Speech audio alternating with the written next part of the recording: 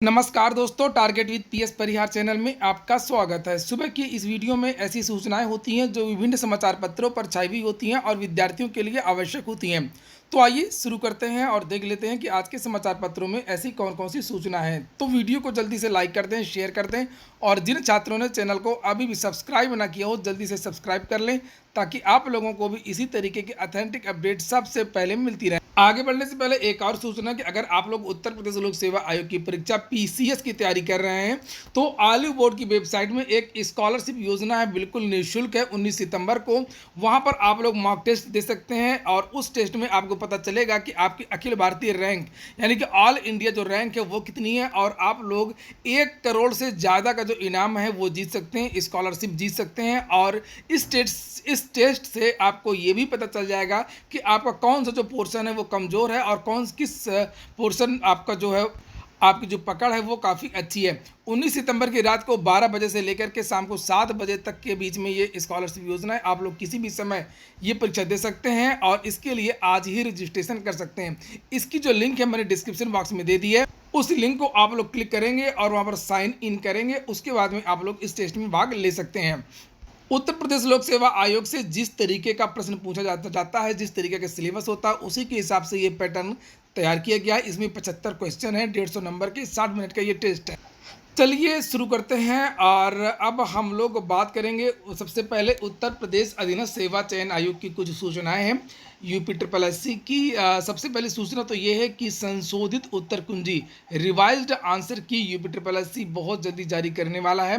UPSSC की revised answer की जो तैयारियां वो लगभग पूरी हो चुकी हैं, लेकिन इस बात को लेकर के मंथन चल रहा है कि क्या परिणाम के बाद में आंसर की जारी की जाए या पहले ही जो रिवाइज्ड आंसर की है वो जारी कर दिया जाए। कहीं ऐसा ना हो कि फिर से रिवाइज्ड आंसर की जारी होने के बाद में भी कुछ विद्यार्थी आपत्ति करने लगे या कुछ विद्यार्थी कोर्ट चले जाएं। इसलिए अब ये पैटर्न चला है कि ज़्यादातर भर्ती बोर्डों के द्वारा कि जब फाइनल रिजल्ट जारी किया जाता है उसी समय उत्तर कुंजी जारी करते हैं, लेकिन UPSSC हो सकता है कि रिवाइज आंसर की जल्दी जारी कर दे और परिणाम बाद में आए। UPSSC PET के जो परिणाम है वो 10 अक्टूबर से लेकर के 15 अक्टूबर के बीच में जारी कर सकता है। UPSSC रिवाइज्ड आंसर की में बहुत ज़्यादा बदलाव देखने को नहीं मिलेगा, क्योंकि बहुत ज़्यादा समस्या नहीं थी, ना तो फर्स्ट पाली के पेपर में थी ना ही सेकेंड पाली के पेपर में। बहुत ज़्यादा विद्यार्थियों ने आपत्ति दर्ज कराई है। भाषा को लेकर के जरूर कुछ विवाद था, 2-4 क्वेश्चन में हिंदी और अंग्रेजी में विद्यार्थी कन्फ्यूज हुए। उनको लेकर के विद्यार्थियों को 1 या 2 प्रश्नों में कॉमन नंबर दिया जा सकता है, क्योंकि बुकलेट में ये लिखा हुआ था कि जो हिंदी भाषा है, हिंदी भाषा की जो व्याख्या वो सही मानी जाएगी, लेकिन जो प्रश्न थे वो इंग्लिश वाले जो प्रश्न थे वो ज़्यादा सही थे और हिंदी में त्रुटि थी। इसके बाद में अब हम लोग बात कर लेते हैं नॉर्मलाइजेशन की, जो कि विद्यार्थी ये पूछ रहे थे कि सर नॉर्मलाइजेशन में किस पाली का जो नंबर है वो विद्यार्थियों का बढ़ सकता है और कौन सी पाली का जो पेपर था वो ज़्यादा आसान था। तो पेपर तो बहुत ज़्यादा कठिन नहीं था, UPSSC का ये बात सत्य है, और बहुत ज़्यादा आसान भी नहीं था, लेकिन उसको थोड़ा सा सरल की श्रेणी में रखा जाएगा। अगर बात करें कि किस पाली का ज़्यादा आसान था, तो ये विद्यार्थियों ने बताया कि जो शाम वाली पाली थी, शाम वाली पाली का जो पेपर था वो थोड़ा सा 19-20 का अंतर था, बहुत ज़्यादा अंतर नहीं था। जिस तरीके का प्रथम पाली का पेपर था उसी तरीके का सेकेंड पाली का पेपर था, इसलिए बहुत ज़्यादा नॉर्मलाइजेशन में अंतर नहीं आएगा। सुबह के जो छात्र हैं उनके नंबर बढ़ सकते हैं, क्योंकि ज़्यादातर विद्यार्थियों का ये कहना है और जितने भी कोचिंग संस्थान हैं जिन्होंने भी इसकी आंसर की इत्यादि जारी किया था, उन सभी टीचर्स का ये कहना है कि जो सुबह पाली का जो पेपर था वो थोड़ा सा कठिन था शाम वाली पाली की अपेक्षा। अगर ऐसा है तो थोड़ी सी जो राहत है वो सुबह के विद्यार्थियों को मिल सकती है, उनके जो नंबर है नॉर्मलाइजेशन में बढ़ सकते हैं। लेकिन ऐसा नहीं बढ़ेगा जिस तरीके से लोअर प्री की जो परीक्षा हुई थी उसमें नंबर बढ़े थे, उसमें लगभग 25-25 नंबर का अंतर आ गया था। जिनके 82-85 क्वेश्चन थे उनका भी सिलेक्शन हो गया था किसी किसी पाली में, और जबकि जो कट ऑफ है वो 103 गई थी। लोअर मेंस के जो 4 शिफ्टों में पेपर हुआ था, सुबह शाम 2 दिन वो पेपर चला था। लोअर प्री की बात हो रही है, और उसके जो पेपर में काफ़ी अंतर था। किसी किसी पाली के जो पेपर था वो काफ़ी आसान था और किसी किसी पाली के जो पेपर था वो काफ़ी कठिन था। अब हम लोग बात कर लेते हैं उत्तर प्रदेश लोक सेवा आयोग की काफ़ी कुछ सूचनाएं हैं UPSSC की, और लिखा हुआ है ऑर्डर रिजर्व और परिणाम। PCS 2018 की बात हो रही है। स्केलिंग के मामले की सुनवाई चल रही थी, सुनवाई पूरी हो चुकी है और अब इसका जो ऑर्डर है यहाँ पर लिखा हुआ है कोर्ट ने इस मामले में आदेश सुनाने के लिए 23 सितंबर को तारीख नियत की है। अखंड प्रताप सिंह ने याचिका पर न्यायमूर्ति अश्विनी कुमार मिश्र ने सुनवाई की है और याचिकाकर्ता का क्या कहना है कि पीसीएस 2018 की मुख्य परीक्षा में स्केलिंग नहीं लागू की गई थी, इसके बिना ही परिणाम जारी कर दिया गया और याचिका में परिणाम रद्द करके स्केलिंग के बाद नए सिरे से परिणाम घोषित करने की मांग की गई है। वहीं लोक सेवा आयोग का कहना है कि मुख्य परीक्षा में स्केलिंग लागू करने के बाद परीक्षा परिणाम जारी किया था। तो इस समय जो है उत्तर प्रदेश लोक सेवा आयोग में एक और भर्ती अधर में लटक गई है और ये भर्ती भी रद्द हो सकती है, क्योंकि उत्तर प्रदेश लोक सेवा आयोग का जो समय है वो इस समय अच्छा नहीं चल रहा है। आप लोगों ने देखा होगा कि सीबीआई के लगातार रेड, कई अधिकारियों के खिलाफ एफआईआर, कई लोगों को गिरफ्तार भी किया गया है। अभी हाल ही में उत्तर प्रदेश लोक सेवा आयोग ने एपीएस की भर्ती भी रद्द की है और उसको दोबारा विज्ञापन भी जारी कर दिया है और भी बहुत सारी भर्तियां हैं जो रद्द की जा सकती हैं, खासतौर से एपीएस 2010 इत्यादि। फिर से बता दूं कि वीडियो को आप लोग पूरा देखने की कोशिश किया करें, वीडियो को इसकी बिल्कुल भी ना किया करें। 10 से 12 मिनट से ज़्यादा का वीडियो नहीं होगा। यहाँ पर लिखा है कि जारी किया गया खान अधिकारी का परिणाम। उत्तर प्रदेश लोक सेवा आयोग ने परिणाम भी जारी किया है। अगर समय और टाइम टेबल की बात करें तो उत्तर प्रदेश लोक सेवा आयोग काफ़ी समय से परीक्षाएं करवाता है, परिणाम भी जारी करता है और लगातार किसी न किसी दिन कोई ना कोई जो नोटिस है वो अवश्य जारी होती है। फिर से एक परिणाम जारी किया गया है और यहाँ पर लिखा हुआ है कि उत्तर प्रदेश लोक सेवा आयोग ने भूतत्व एवं खनिज कर्म विभाग में समूह ख के खान अधिकारी का अंतिम परिणाम बुधवार को जारी कर दिया। वहीं उत्तर प्रदेश लोक सेवा आयोग से कल पॉलिटेक्निक लेक्चरर का जो विस्तृत विज्ञापन है वो भी जारी कर दिया है और लिखा है प्रधानाचार्य भर्ती को भी परीक्षा अनिवार्य कर दी गई है। सबसे ज्यादा जो पद हैं प्रवक्ता में वो अभियंत्रण के हैं। लिखा प्रवक्ता अभियंत्रण के सर्वाधिक 238 पद हैं। प्राविधिक शिक्षा विभाग के तहत राजकीय पॉलिटेक्निक में प्रधानाचार्य के 13, प्रवक्ता के 1254, कर्मशाला अधीक्षक के 16, पुस्तकालय अध्यक्ष के 87, कुल 1370 पदों पर भर्ती के लिए ऑनलाइन आवेदन बुधवार से शुरू हो गए हैं। उत्तर प्रदेश लोक सेवा आयोग ने 15 अक्टूबर तक आवेदन मांगे हैं। इससे पहले 2017-18 में 1261 पदों पर भर्ती हुई थी। भर्ती आयोग ने 7 सितंबर को निरस्त कर दी थी क्योंकि अखिल भारतीय तकनीकी शिक्षा परिषद ने नियमावली में संशोधन कर दिया था। खास बात यह है कि इन पदों पर भर्ती के लिए लिखित परीक्षा की अनिवार्यता कर दी गई है। पूर्व में आवेदन में यह लिखा होता था कि आवश्यकता पड़ने पर परीक्षा होगी, लेकिन अधिकांश भर्ती साक्षात्कार के माध्यम से होती थी।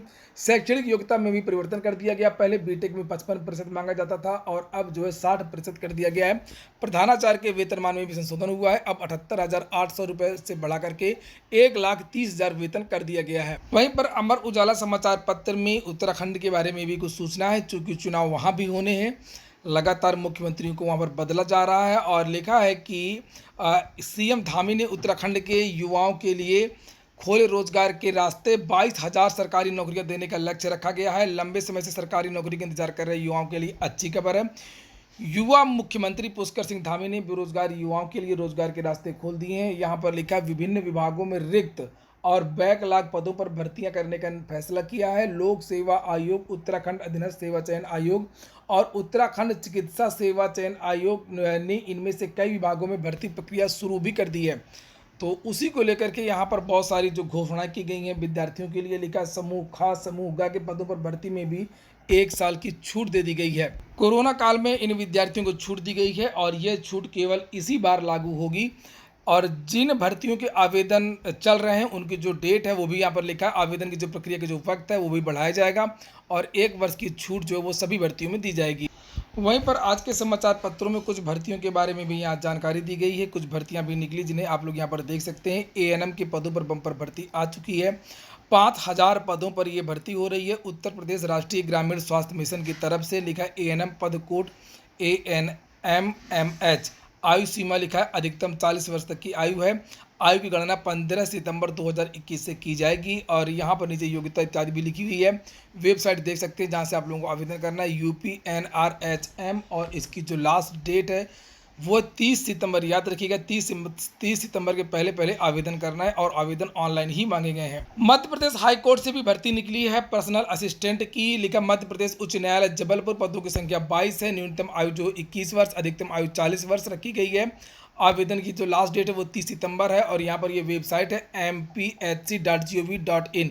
इस वेबसाइट पर जाकर के आप लोग पर्सनल असिस्टेंट यानी व्यक्तिगत सहायक के पद पर आवेदन कर सकते हैं। अगर आप लोग ITI करना चाहते हैं तो आप लोगों के लिए गुड न्यूज़ है, ITI की जो लास्ट डेट है वो बढ़ा दी गई है। अब 18 सितंबर तक आवेदन किया जा सकता है। लिखा राष्ट्रीय औद्योगिक प्रशिक्षण संस्थानों में प्रवेश की अंतिम तिथि बढ़ा करके अब 18 सितंबर कर दी गई है। अगली सूचना DLED और BTC की है। लिखा तृतीय सेमेस्टर की परीक्षा तिथि भी घोषित कर दी गई है।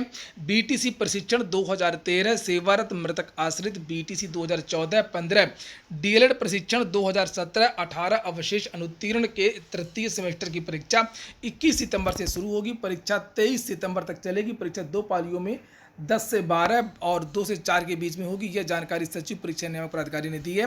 तृतीय सेमेस्टर में लगभग 43,000 प्रशिक्षु हैं। अगली सूचना युवा मंच के धरना प्रदर्शन की है। पिछले लगभग 16 दिनों से लगातार धरना प्रदर्शन चल रहा है और कल बहुत बड़ा बेरोजगार दिवस विद्यार्थी मनाने वाले हैं 17 तारीख को। लिखा बारिश में नहीं डिगा हौसला, रोजगार के लिए गरजे बेरोजगार। रोजगार की मांग को लेकर के युवा मंच के कार्यकर्ताओं का प्रदर्शन बुधवार को 15वें दिन भी जारी रहा है। सिविल लाइंस धरना स्थल पर जुटे सैकड़ों बेरोजगार बारिश में भीगते हुए नारेबाजी करते रहे। साथ ही 17 सितंबर को PM मोदी के जन्मदिन को बेरोजगार दिवस के रूप में मनाने के लिए डेलीगेसियों में नुक्कड़ सभा और जनसंपर्क करके प्रदर्शन में शामिल होने की अपील की है।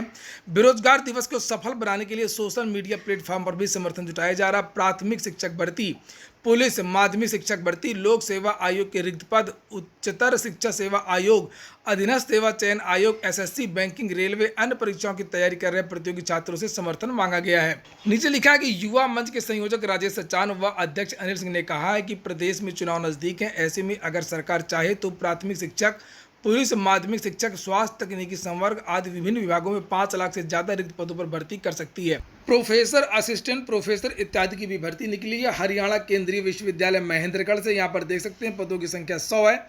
7वें वेतनमान के अनुसार लेवल 14, 13A और इस वेबसाइट पर जाकर के आप लोग 1,000 रुपये देकर आवेदन कर सकते हैं। वेबसाइट है www.cuh.ac.in। इस वेबसाइट से आप लोग आवेदन कर सकते हैं अपनी योग्यता के अनुसार। लास्ट डेट याद रखिएगा 30 सितंबर के पहले आप लोगों को आवेदन करना है असिस्टेंट प्रोफेसर, एसोसिएट प्रोफेसर इत्यादि पद के लिए। अंतिम सूचना शिक्षक भर्ती की। लिखा है अभ्यर्थी 22,000 शिक्षक भर्ती की मांग को लेकर के SCERT दफ्तर में घुसे। लखनऊ में पिछले लगभग 3 महीने से ये विद्यार्थी धरना प्रदर्शन कर रहे हैं। इन विद्यार्थियों की ये मांग है जो विद्यार्थी 69,000 शिक्षक भर्ती में सुपर TET पास कर चुके हैं उन विद्यार्थियों को मौका दिया जाए और जो 68,500 शिक्षक भर्ती के शेष 22,000 पद हैं उन पदों को भरा जाए इन योग्य अभ्यर्थियों के द्वारा। लिखा है प्रदर्शन के दौरान पुलिस के साथ में हुई धक्का मुक्की, घसीट करके बाहर निकाले गए। प्रदेश में 22,000 शिक्षक भर्ती की मांग को लेकर के बुधवार को सैकड़ों अभ्यर्थियों ने निषादगंज स्थित SCERT कार्यालय में प्रदर्शन किया। इस दौरान अभ्यर्थी बेसिक शिक्षा विभाग के निदेशक से वार्ता करने की मांग को लेकर के दूसरे तल पर पहुंच गए और इससे कार्यालय में हड़कंप मच गया। अधिकारी और कर्मचारी कार्यालय से बाहर आ गए। मौके पर भारी संख्या में पहुंची पुलिस ने प्रदर्शनकारियों को हटाने का प्रयास किया तो धक्का मुक्की हो गई। बाद में पुलिस ने अभ्यर्थियों को घसीट करके बाहर निकाला। कई अभ्यर्थियों ने पुलिस पर पिटाई और गाली गलौज का आरोप लगाया। ये अभ्यर्थी लगभग 80 दिनों से SCERT कार्यालय पर प्रदर्शन कर रहे हैं। तो ठीक है दोस्तों, ये हो गया आज का वीडियो अगर आपको अच्छा लगा हो तो वीडियो को लाइक कर दें। जिन छात्रों ने चैनल को सब्सक्राइब न किया हो सब्सक्राइब कर लें। पूरा वीडियो सुनने के लिए बहुत बहुत धन्यवाद।